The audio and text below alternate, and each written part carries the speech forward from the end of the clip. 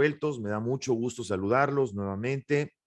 El día de hoy tenemos un tema bastante importante porque es un tema que tiene que ver con la reciente gira del presidente López Obrador a Centroamérica y Cuba. Les doy la más cordial bienvenida. Yo soy Juan Shein. Me da mucho gusto saludarlos como siempre. Y hoy tengo el gusto particular de volver a saludar nuevamente en este programa al ex embajador de México en Cuba, diplomático, actualmente columnista en Excelsior, Ricardo Pasco Pierce. Embajador, buenas tardes. Gusto saludarlo. Muy buenas tardes, Juan. Un gusto estar contigo y con tu público allá en Miami. Igualmente, como siempre, embajador. Embajador, a ver, acabamos de ver cómo el presidente López Obrador se fue a Centroamérica con el carrito lleno, si así se podría decir, porque se fue como con el carrito o con el trineo de Santa Claus y estuvimos viendo que repartió afiliaciones al IMSS en Guatemala y luego ofreció quitar aranceles de productos en Belice. Ahora ya está ofreciendo contratar médicos cubanos, dice que va a comprar vacunas en Cuba, que son las que le van a aplicar a los niños de hasta los 12 años en México y quién sabe cuántas cosas más. Yo le quiero preguntar, la insistencia del presidente por estar ofreciendo cosas que ni en nuestro propio país se pueden dar y esa insistencia que me parece ya inclusive yo diría absurda, no sé si sea la palabra correcta, de seguir impulsando su programa Sembrando Vida y ahora extenderlo a Centroamérica, un programa que es claramente fracasado y que aparentemente pues los países centroamericanos, ¿será que se lo están tomando solamente por el compromiso? ¿Será que sí lo toman en serio? ¿Lo toman solo porque les dan el dinero? En fin, ¿qué opinión le da todo esto? ¿Y por qué esta gira, embajador, en el marco de la próxima cumbre de las Américas que se va a dar en los Estados Unidos? Muchas gracias, Juan. Bueno, quisiera separar en primer lugar la gira en dos partes para empezar a entender todo lo que sucedió. Una parte es la parte centroamericana y la parte final que fue la visita a Cuba, porque creo que fueron dos fenómenos distintos. Y me atrevería a decir, vi la observación de algún comentarista en el sentido de que la parte centroamericana era como el disfraz para justificar el arribo a Cuba. No estoy seguro que así sea, porque creo que tenía una intencionalidad la visita a Centroamérica y otra sí diferente a Cuba. En primer lugar, hay que ver en contexto el tema de Centroamérica. Aparte de que López Obrador ha planteado en épocas anteriores la necesidad de impulsar sus programas en esos países, especialmente El Salvador y Honduras, sus programas de jóvenes y sembrando árboles. Sembrando vida y... Ajá. Ajá. Jóvenes construyendo el futuro. Yo digo simplemente jóvenes y árboles porque no quiero hacer excesiva propaganda. Sin embargo, recientemente viene en un contexto distinto. Y el contexto distinto es que en marzo estuvo Kamala Harris visitando a Costa Rica y ahí se reunió con los mandatarios de la República Dominicana y Panamá y crearon una iniciativa para el desarrollo de la región llamada En Democracia. Y esta iniciativa de Estados Unidos de aglutinar a 3 países, 2 del Istmo de Centroamérica y después un país del Caribe, lo que refleja, en mi opinión, es el intento o la intención de Estados Unidos de crear como una serie de países con un enfoque distinto a lo que propone López Obrador. La diferencia es básicamente que están pensando en la propuesta de Harris incentivar la inversión, incentivar el desarrollo de instituciones democráticas y de, en general, construir sobre la base de impulsar la economía de esos países como la mejor forma de abatir la desigualdad y el retraso en el desarrollo económico. Y esto contrasta con la insistencia que ha tenido Andrés Manuel en pedirle a la Casa Blanca, lo hizo incluso cuando estuvo en Washington con el presidente Biden, de que invirtiera dinero en sus programas, que él impulsara, o sea, que la Casa Blanca impulsara los proyectos de jóvenes y árboles en toda Centroamérica.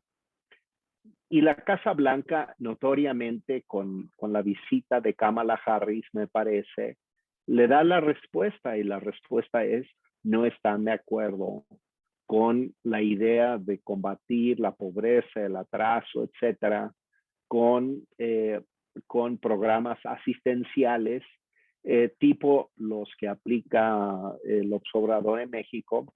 Habida cuenta además, y creo que tú lo mencionaste, pero lo comparto, de que han sido programas fracasados, que no han resultado lo que dice el López Obrador, que es que los jóvenes no han seguido metiéndose en la criminalidad con los programas de jóvenes construyendo el futuro, y tampoco han resuelto el problema de los campesinos con sembrando árboles. Entonces,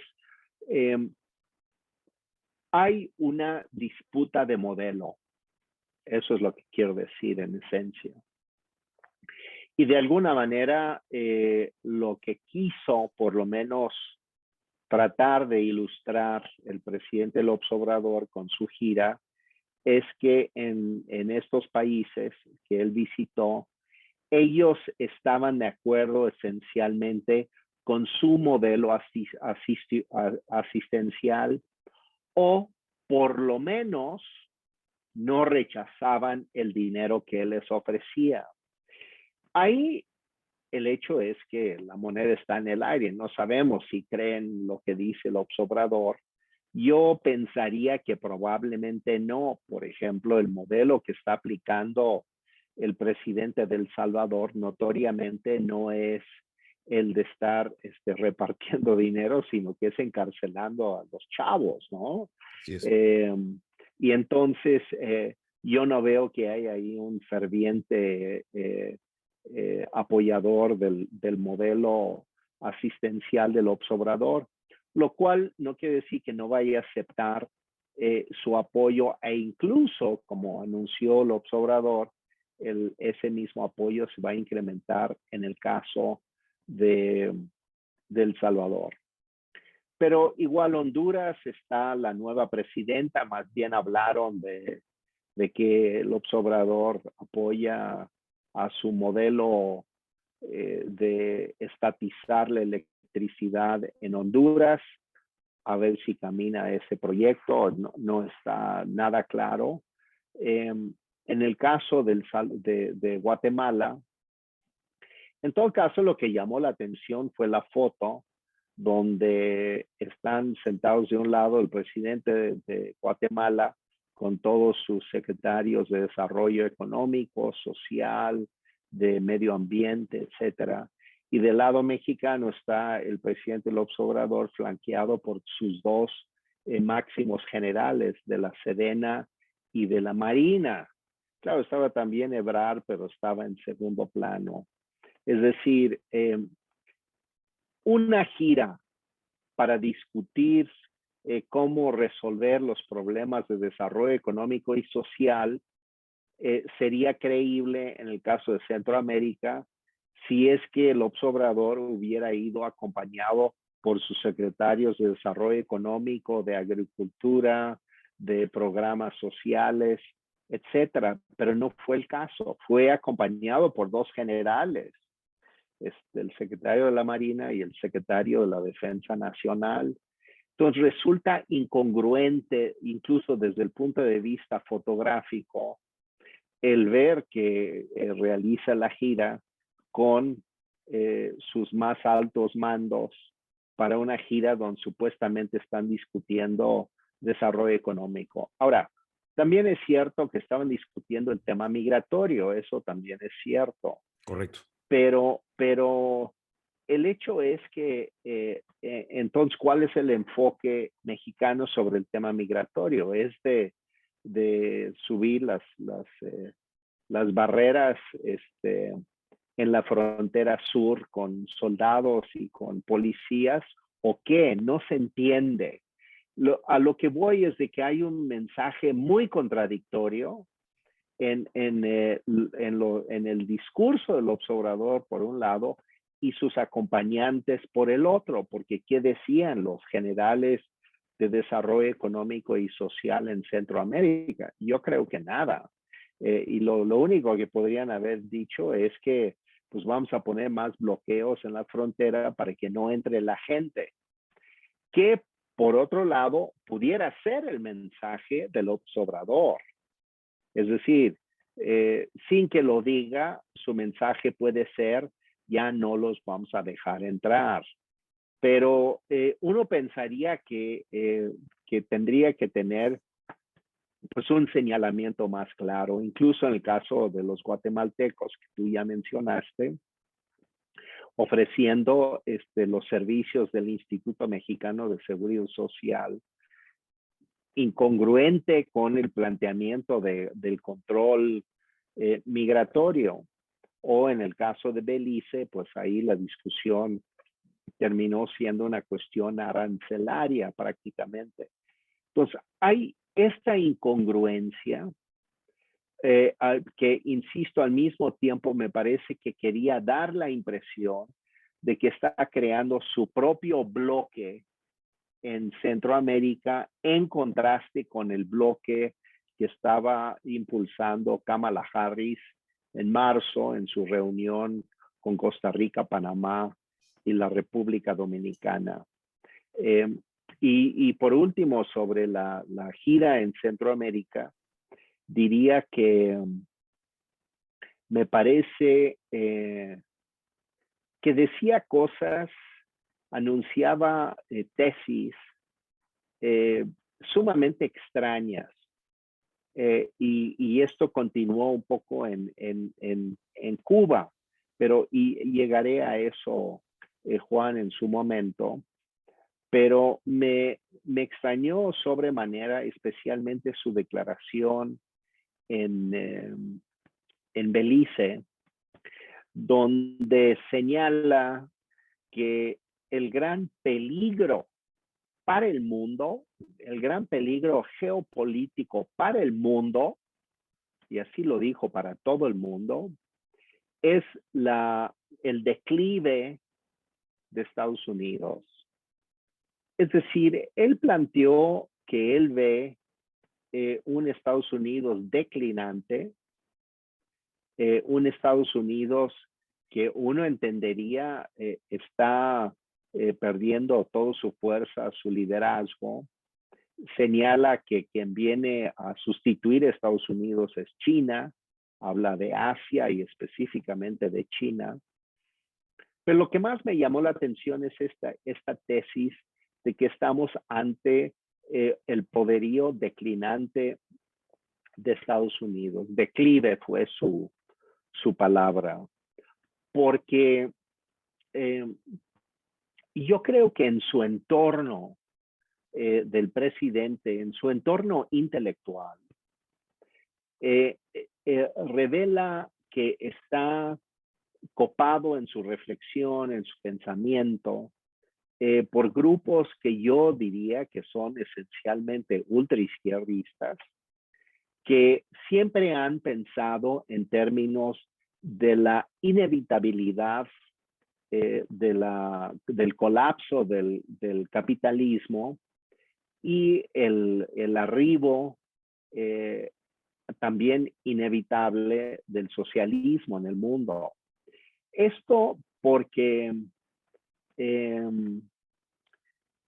eh, hay que recordar que el manifiesto comunista de Marx anuncia la inevitabilidad histórica del socialismo. Esa es la tesis central del manifiesto comunista. Y esta idea de la inevitabilidad es algo que ha acompañado al pensamiento de muchos izquierdistas, no todos, pero de muchos izquierdistas, y especialmente en América Latina. Esto llevó a las guerras de guerrillas, etcétera, en los años 60, 70, que empujó enérgicamente Cuba, por cierto, a través, bueno, siendo la fuerza directa, pero Así es. utilizando financiamiento de la Unión Soviética en esa época. Y entonces, ese pensamiento de la inevitable declive de Estados Unidos es una vieja tesis de esta izquierda, ultraizquierda de América Latina. Y cuando lo dijo el presidente en Belice, yo pensé, es que él está rodeado de gente que piensa eso en su entorno inmediato. Es una tesis muy vieja, que incluso, hay que decirlo, que lo refutó un agudo pensador y crítico de izquierda de México hace muchos años, Carlos Monsiváis, Así es. cuando se burló de esta tesis de la izquierda mexicana, de que era inevitable la desaparición del capitalismo, el surgimiento del socialismo, y burlonamente Carlos Monsiváis dijo: tiembla, burguesía, que tus milenios están contados. Entonces, la verdad es que esta fantasía augurera de la izquierda me parece Sí, absurda. Digo, la caída y el levantamiento del proletariado, que además estas son teorías que llevamos, Ricardo, escuchando muchísimos años, o sea, décadas. Entonces, así pero es. me llama la atención lo que dices. Es decir, es evidente entonces que el presidente López Obrador, que sabemos que siempre ha gobernado también a base de ocurrencias y que inclusive muchas de las cosas que dice en este tipo de discursos ni siquiera las prepara, porque da la impresión de que él ni siquiera iba preparado, irá preparado con 3, 4 apuntes, 3, 4 frases claves, pero mucho de lo que dice al parecer lo improvisa, pero también está basado en las ocurrencias de este grupo que tiene a su alrededor, que evidentemente tiene una alta carga ideológica, es decir, se nota, sobre todo en el discurso que dio en Cuba, que obviamente paralelo a toda esta ola de alabanzas mutuas entre él y el Díaz-Canel y todo esto, pues hay un tinte, hay una carga altamente ideológica en cada cosa que se dice. Me llama la atención cuando dice, por ejemplo, que cree en la revolución. Me llama la atención cuando dice que, por ejemplo, que se necesita volver a creer en la revolución, que se necesita crear o organizar la revolución de la revolución. Entonces, es más que evidente que el círculo que lo rodea no tiene a una persona que lo esté asesorando en cuanto a qué decir o cómo actuar diplomáticamente en estos discursos, Ricardo, que tienen también una alta carga de mensajes indirectos hacia los Estados Unidos, ¿no? Sí, a ver, llegaremos a esto, pero quiero comentar lo que dices sobre lo que dijo en Cuba, y voy a dejar de lado un poco lo de Centroamérica. Esta idea que planteó en su discurso en Cuba, un discurso bastante largo y farragoso, francamente, hablando de la historia de México, Benito Juárez, Tabasco, etcétera, etcétera. incluso como leyendo torpemente. No sé si viste las Sí, grabaciones de él, así pero es. hasta torpe, sentí la sensación que me dio en realidad era como de un profesor rural leyendo un escrito que él inventó y que pues que es producto de su impronta ideológica, no tanto de las enseñanzas reales que haya aprendido. Primera acotación. Pero cuando habló de la revolución, de que hay que dar un nuevo impulso a la revolución y hacer la revolución dentro de la revolución, a mí me parece que ahí es el truco que hace ese núcleo intelectual de izquierda alrededor del presidente, queriendo evadir la discusión del régimen, del carácter represivo del régimen de Cuba.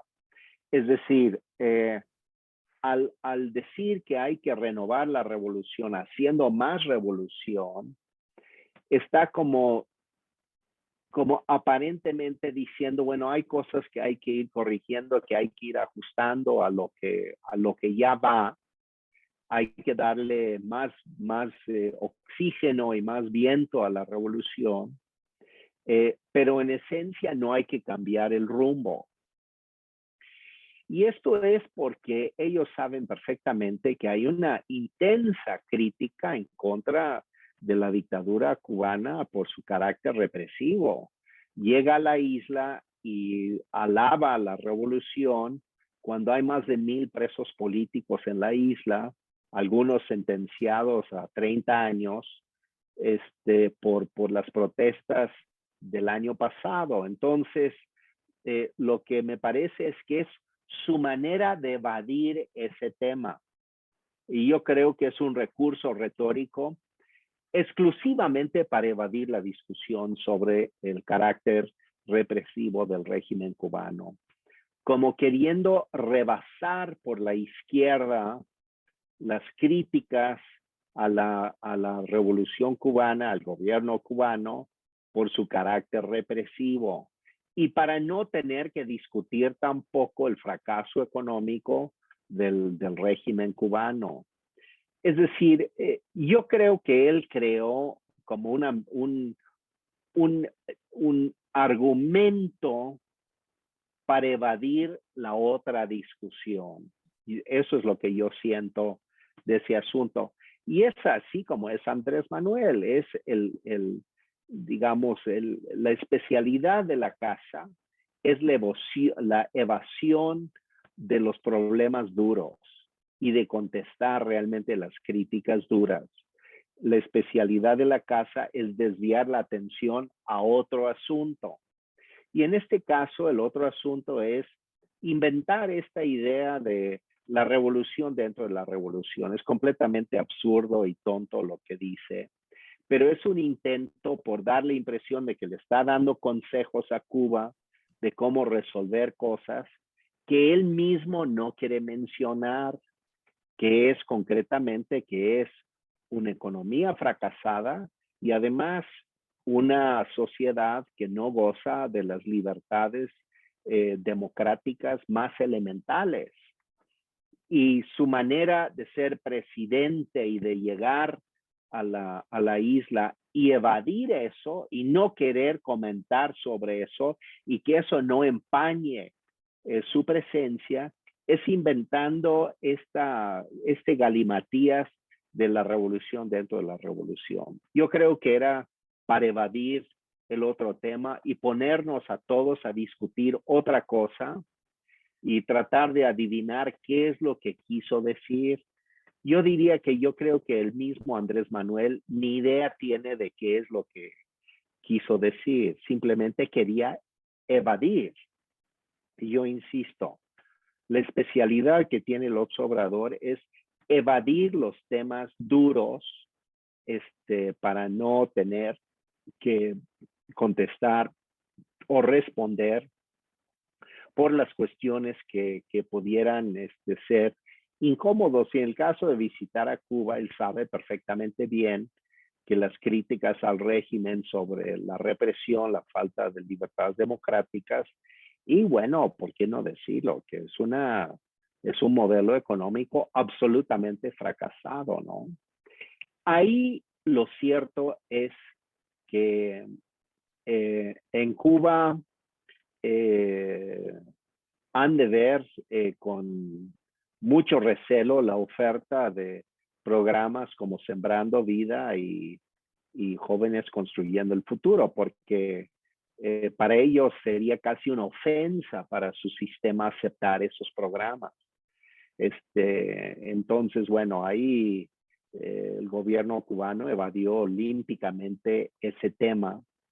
Y bueno, ahí puede quedar el asunto en que después de la pandemia aquí despidieron a miles de médicos y enfermeras y ahora van a contratar médicos cubanos y medicina cubana para vacunar a niños mexicanos, según se ha dicho. Y la verdad es que la única intención en ese caso, porque podrían ni siquiera llegar los médicos cubanos o unos cuantitos por ahí y tampoco las vacunas, pero es un pretexto para poder trasladar dinero en efectivo a Cuba. ¿Qué es lo que quiere Cuba? Es lo que necesita el gobierno cubano, es dinero en efectivo, especialmente dólares, si es posible, para poder comprar cosas que necesita en el exterior. Entonces, todo eso es simplemente un ardid para transferirle dinero fresco a Cuba. Y francamente creo que tampoco va a ser tanto porque tampoco México puede hacer demasiadas transferencias justamente por las dificultades internas que hay en términos del desbalance fiscal que hay en México. Sí, Pero por la inflación y la evidente falta de dinero, porque además la recaudación va a estar más baja que nunca así este es, año. así es. Sí, pero además, esto que menciona, embajador, me parece importante este punto, porque no le puedes vender peras al olmo. Es decir, Cuba difícilmente es un país que compra, primero porque no tiene con qué, y segundo, por como bien lo menciona, que ideológicamente y operativamente a Cuba no acepta este tipo de programas por una cuestión de orgullo, pero Cuba sí es bueno para vender. Es decir, uno va a Cuba para que Cuba le venda. Y claramente aquí Cuba lo que quiere, como bien lo menciona, es fondos, quiere dinero, quiere dólares, haciendo lo que sabe hacer bien, que es exportar estos programas de misiones médicas, de los cuales ya hemos inclusive hablado muchísimo en este programa y hemos dado detalles con diferentes personas. Hemos entrevistado al senador Julian Rementería, hemos entrevistado gente de Cuban Defenders que nos han explicado el proceso de cómo trabajan estos médicos cubanos, que además resulta ser el negocio más rentable que hoy tiene la dictadura, si no es que uno de los más rentables. ¿Cómo se puede resumir, embajador, usted que tuvo presencia, que le tocó ver entrevistas, conversaciones de presidentes anteriores con el régimen de Cuba, porque si bien es cierto, ha habido reuniones anteriores entre presidentes mexicanos y el régimen cubano? ¿Cuál puede decir que es claramente la diferencia fundamental entre reuniones que han tenido otros presidentes y esta última que tuvo el presidente López Obrador? Bueno, yo estuve en la reunión que tuvo el presidente Fox con Fidel Castro cuando yo era embajador en Cuba y estamos discutiendo, por cierto, el tema de la reunión que se iba a hacer en México, en Monterrey, de Naciones Unidas, donde finalmente culminó en el desaguisado del Come si te vas. Así es. Y en ese momento México era el interlocutor útil para Cuba para tratar de resolver ese problema. Finalmente, el gobierno de México fue inepto en ese tema y se resolvió mal. Pero la diferencia entre ese momento y ahora es muy importante. La diferencia es que ya Cuba no necesita la intermediación de ningún otro país o de ningún otro personaje. Ergo Gabo, por ejemplo, ¿no? Gabriel García Márquez, que iba y platicaba con Clinton y después regresaba con Fidel y hacía todo ese juego. Porque ya el gobierno de Cuba tiene una embajada en Washington y Washington tiene una embajada en Cuba. Y entonces ellos dialogan directamente. En realidad, Cuba no necesita ya intermediarios. Y esto es una diferencia fundamental, ¿eh? O sea, lo único que le pide Cuba a México es que presione para que Cuba sea como invitado a la cumbre en junio de las Américas en Los Ángeles. Pero es como presión. Pero en realidad, Cuba prefiere, y yo lo entiendo, tener una interlocución directa con Estados Unidos a través de su embajada, e incluso directo con Biden para analizar las cosas. Y entonces Cuba no necesita a México. Y eso es lo que yo creo que no entiende López Obrador, que si antes Cuba buscaba a México para ser un tercer país de intermediario, y México jugó ese papel incluso de manera relevante durante décadas, como un país intermediario útil para las dos partes, para Estados Unidos y para Cuba. Pero hoy ya no es eso. Y eso es algo que yo creo que López Obrador no entiende, de que en realidad Cuba ya no necesita a México, excepto como un propagandista barato para sus propósitos, que es el papel que juega ahora López Obrador, que es medio juvenil, ¿no? Como un chavo de los 60, gritando Cuba heroica, Cuba revolucionaria, cuando pues no tiene absolutamente nada que ver con la realidad actual. Entonces, López Obrador, porrista de Cuba, se ve ridículo. Y además es un papel que ya no le corresponde a México. Insisto, porque ya hay una interlocución directa. Y esto es una diferencia fundamental, ¿eh? Esto realmente cambia la jugada entre la relación triangular entre los tres países. No quiere decir que la opinión de México no tenga peso, pero no tiene ni el peso ni la importancia que tenía antes en Washington con relación a Cuba, y México está perdiendo incluso fuerza por las propias políticas internas que está aplicando México en este momento en materia económica, como el tema de la virtual expropiación de algunas empresas eléctricas en México y creando una crisis económica, jurídica y política entre Washington y la Ciudad de México. Entonces, México tiene sus propios problemas y sus propios temas de interlocución. Y finalmente, también fue López Obrador con algo que la prensa estadounidense dio a conocer y que evidentemente él quería que no se diera a conocer, y que en el fondo pues desdice todo lo que alega López Obrador. Y es que el Washington Post, como tú sabrás, pues reveló que en realidad había un acuerdo secreto entre López Obrador y Biden, o la Casa Blanca y el Palacio Nacional de México, sobre el tema migratorio, y de que México iba a seguir recibiendo a los expulsados de Estados Unidos, primordialmente cubanos y nicaragüenses, y admitir para el régimen cubano, admitir que están huyendo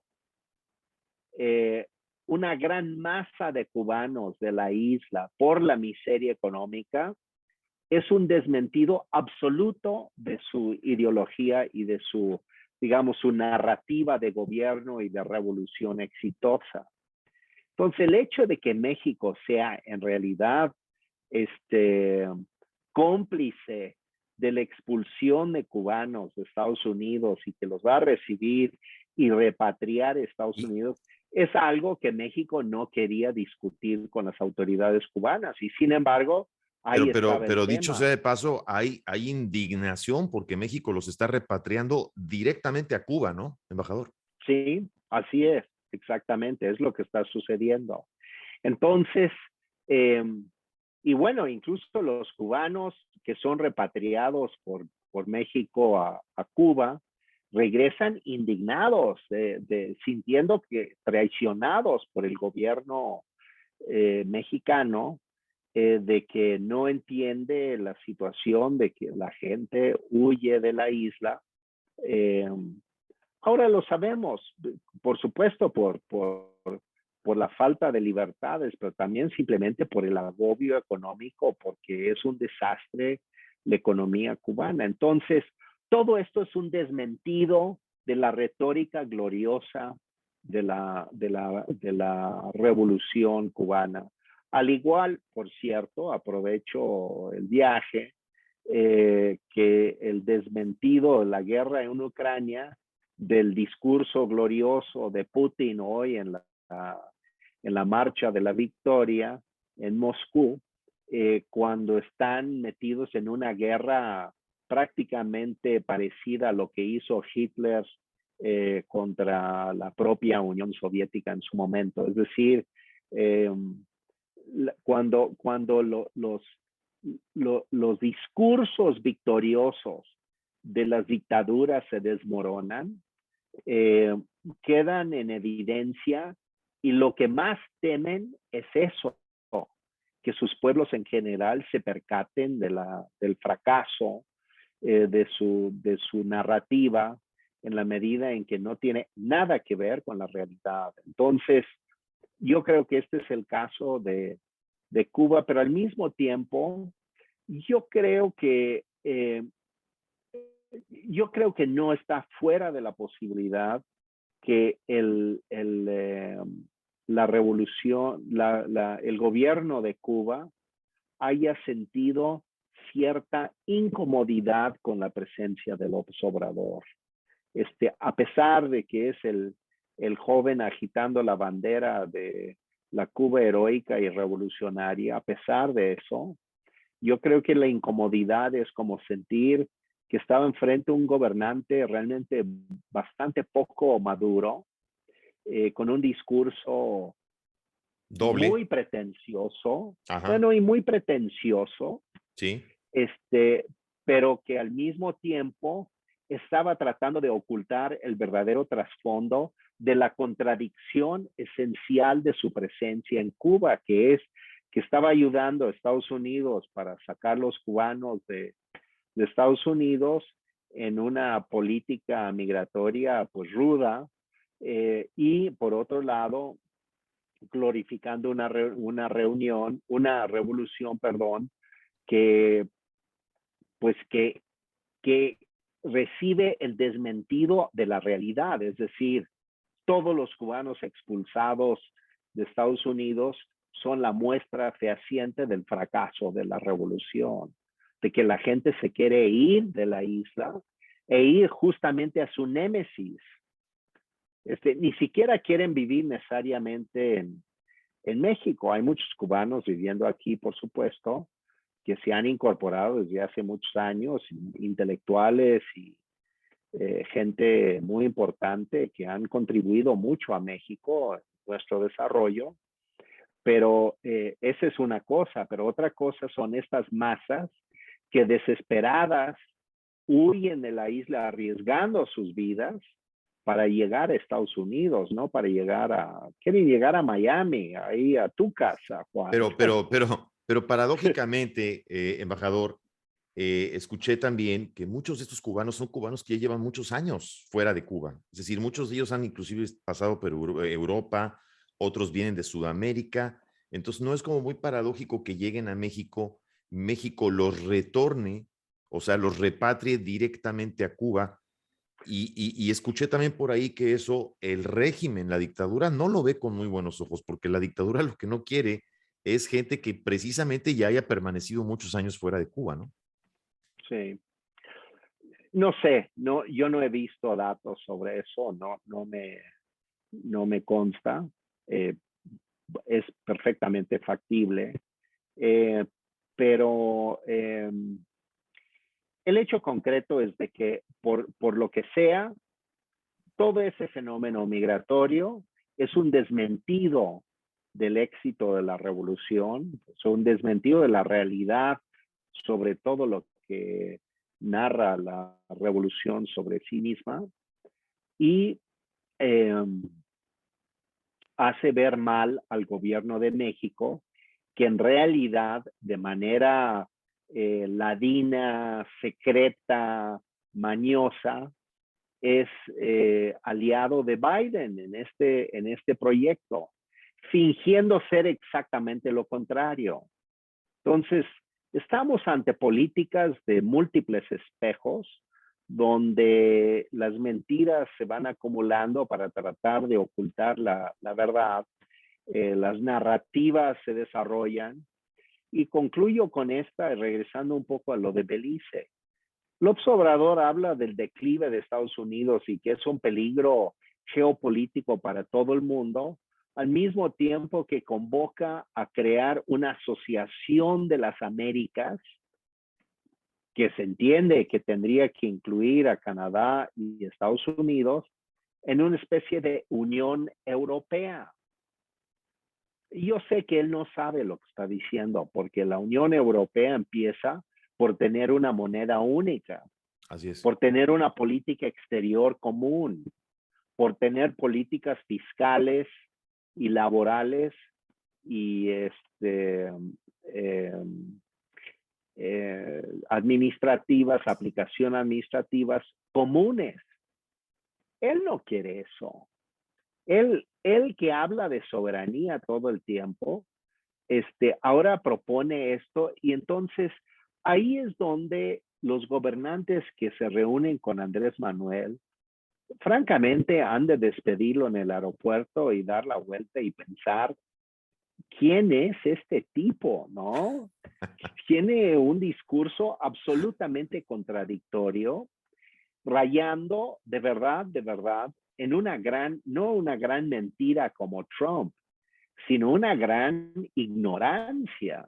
Bueno, porque Trump también carga con eso, pero Sí. digamos, con una gran ignorancia de que por un lado reclama soberanía, defensa de los pueblos americanos frente a Estados Unidos, habla del declive de Estados Unidos y por otro lado propone unirse con Estados Unidos para un futuro glorioso. O Ahí, sea, ahí, no ahí se parece entiende. como que tira bandazos, embajador, porque por un lado le insiste a Estados Unidos que sean incluyentes con países como Cuba, Venezuela, Nicaragua.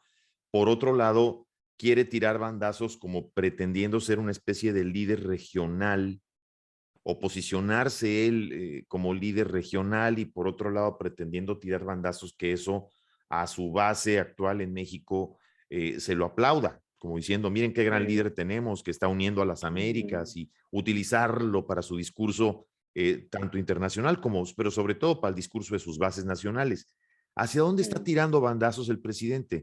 Es decir, la razón de este viaje es realmente irse posicionando como tal con una especie de liderazgo regional o simplemente es un viaje para crear notas? ¿Cómo se puede considerar este viaje, embajador?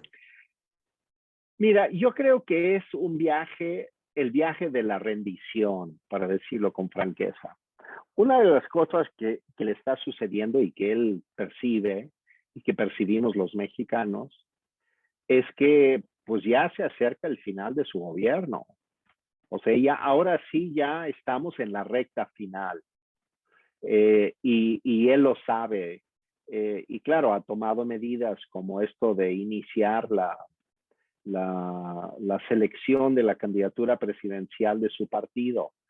Pero, pero más que eso, lo que creo es que está viendo que esto termina y sus grandes sueños no se han realizado y quiere por lo menos poder concretar algún tema. Me refiero a lo siguiente. Él el año pasado, de hecho el 16, 17 de septiembre, convocó a una magna reunión de CELAC, de esta agrupación de todos los países de América Latina y del Caribe, excluyendo a Estados Unidos y Canadá.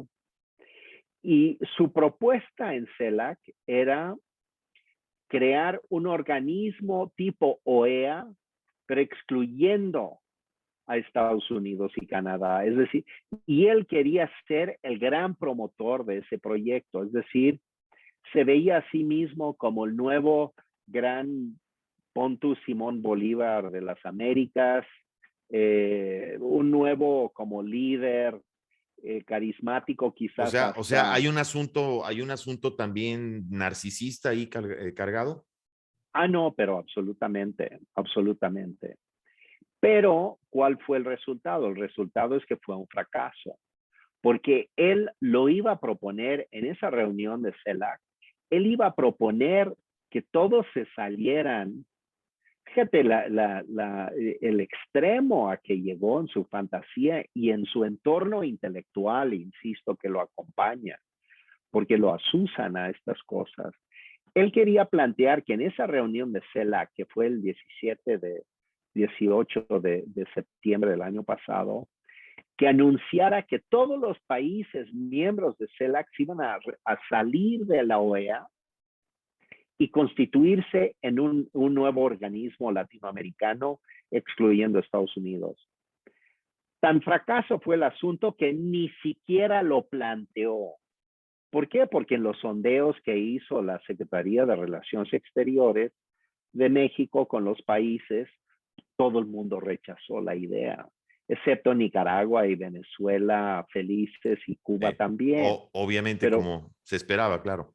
Y fuera de ellos, digo, todas las islas caribeñas dependen de una manera importante de la economía estadounidense, están colgados de eso, como el resto de América Latina, incluyendo Centroamérica, entonces, bueno, incluyendo México, por favor, ¿no? Claro. Digo, para poner los pies sobre la tierra, ¿no? Y empezando por ahí, embajador, correcto. Era un planteamiento absolutamente fantasioso. Sí. Fracasó. Y yo veo esta gira un poco como él queriendo por lo menos fingir que es líder de algo. Para decírtelo con franqueza, o sea, un pobre sustituto de su gran fantasía latinoamericanista. Y al mismo tiempo, cargando con la fantasía del bloque de las Américas como una nueva Unión Europea, que quiero insistir en que yo creo que él no entiende en lo que consiste la Unión Europea, porque entendería que eso es automáticamente contra todo lo que él piensa y todo lo que él propone en materia económica para su propio país. Entonces, es un hombre de grandes contradicciones, de grandes limitaciones conceptuales, y es un político astuto, ¿no? Eso sin duda, ¿no? O sea, es muy astuto para mantener su base social en México, pero finalmente se está quedando solamente con eso, Juan, con la base social que tiene y que está cada vez más disminuida, por cierto, su base social. No me refiero a las encuestas de popularidad, me refiero a la gente que va a salir a votar por él. Sí. Esto que me dice, perdón, del debilitamiento de su discurso, todo esto que estamos viendo ya hacia el final de su mandato, por ejemplo, todas estas reformas que él intenta pasar, la reforma eléctrica, la reforma electoral, después la reforma de la Guardia Nacional, que a mi juicio yo pienso que él sabe que estas reformas no van a pasar.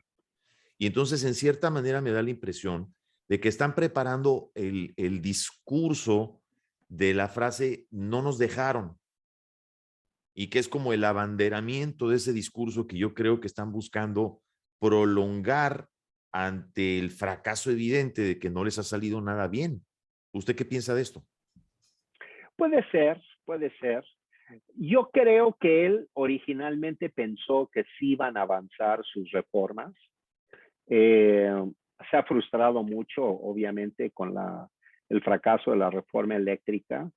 Más o menos todos los panegíricos de Morena ahora y quienes escriben en medios de comunicación, etcétera, morenistas, reconocen que la reforma electoral tampoco va a pasar, Así pero es. ahora están en la tónica de convertir todo eso en un discurso contra la oposición. O sea, Correcto. trataron de convertir lo de la reforma eléctrica en mostrar que los diputados y senadores, bueno, los Eran diputados en este traidores a caso la patria. eran traidores a la patria, van a querer hacer lo mismo con la reforma electoral y harán lo mismo probablemente con la reforma de la Guardia Nacional, si es que se llega a presentar.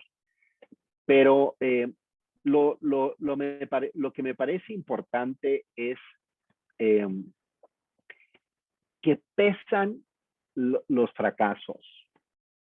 O sea, el fracaso de que no son capaces de lograr sus cosas, lo podrían intentar convertir en un discurso, Claro, lo que en tú una retórica, señalas, en un dogma. como una retórica, como una Claro. forma de seguir polarizando a la sociedad mexicana. Pero yo te voy a decir, Juan, que lo que yo veo es que eso tiene rendimientos decrecientes en materia electoral.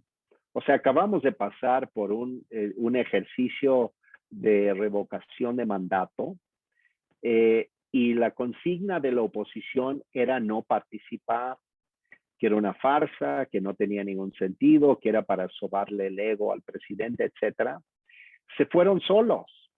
Y fue un ejercicio interesante porque entonces ellos tuvieron todo el campo libre para movilizar a toda su fuerza, toda la fuerza de la que eran capaces de movilizar para ganar ese ejercicio. Y desde mi punto de vista, el resultado para ellos fue sumamente pobre. Entonces, lo que a mí me muestra ese resultado es de que hay cada vez menos mexicanos y mexicanas dispuestos a salir a votar por ellos. Y lo que sacaron ahora, los 15 millones de votos que sacaron solitos, no tiene nada que ver con los 30 que recibió, 31 que recibió hace 3 años Cuando ganaron las o elecciones, casi claro. 4 años, cuando ganaron las elecciones en el 18, en junio del 18. Entonces, estos son los ejercicios que van demostrando que hay un rendimiento decreciente de positivos para este esfuerzo de polarización de la sociedad mexicana. Creo que hay cada día menos mexicanos que creen en esta retórica y al mismo tiempo, hay que decirlo con absoluta frialdad, López Obrador es un político muy astuto, como él no hemos tenido ninguno en añísimos en México, y sigue tratando de aprovechar toda la fuerza del Estado mexicano, de su presencia en los medios de comunicación todos los días, para resolver problemas. Así es. Pero, insisto, si habremos de hablar de declive, yo no me preocuparía si yo fuera el observador, tanto por el declive de Estados Unidos como el propio. Claro. Y con eso sí, muy bien dicho, y con eso nos quedamos. Es increíble, pero es cierto. Embajador, de verdad no sabe cómo le agradezco que haya estado con nosotros. Como siempre, es muy agradable y muy grato y muy ilustrativo poder platicar con usted. Y por ahí tenemos pendiente otro programa para hablar un poco también de lo de Ucrania, que ahí tenemos pendiente invitarlo para hablar un poco del tema Ucrania. Le quiero agradecer de verdad muchísimo, embajador, que haya estado con nosotros. Y antes de despedirnos, ¿dónde lo pueden seguir en redes y dónde lo pueden leer? Porque también usted publica una columna, ¿no? Sí, bueno, tuiteo mucho en @rpascoep, que es mi Twitter, más que Facebook. Tengo Facebook, pero en realidad me gusta Twitter. Me gusta Twitter por una razón, por cierto, lo explico, pero es una preferencia intelectual. Me gusta que uno tenga que decir en pocas palabras, con mucha precisión, una idea. Y eso me parece que es un gran reto. Y por eso me gusta Twitter. Es un gran reto expresar algo en 140 caracteres de la Exactamente. manera en la que uno lo quiere expresar. Pero ¿qué opina que lo haya comprado Elon Musk y que una sola persona sea el dueño? No me gusta, no me gusta. Me incomoda eso. No me gusta. No sé si el arreglo previo era mejor, pero no me gusta porque siento que hay como un dejo ideológico que él tiene, que yo no sé si va a ser bueno o malo para la libertad de expresión, pero ya veremos. Pero por lo pronto ahí en Twitter me pueden encontrar, Facebook, Ricardo Pasco Pierce, y escribo todos los domingos una columna en el periódico El Heraldo, aquí en la Ciudad de México, y los lunes en Excelsior, que es, en ambos es .com.mx. Los domingos está usted en el Heraldo y los lunes en Excelsior. Así es. Para que lo podamos leer. Embajador Ricardo Pasco Pierce, le agradezco de verdad muchísimo que haya estado con nosotros por todo lo que nos dice. Como repito, siempre ilustrativo platicar con usted y le mando un fuerte abrazo hasta México. Muchas gracias. Un placer estar contigo. Un placer, embajador. Amigos, estuvo con nosotros el embajador Ricardo Pasco Pierce. No se lo pierdan, síganlo por favor en redes. Estos Juntos pero no revueltos. Nos vemos y nos escuchamos la próxima.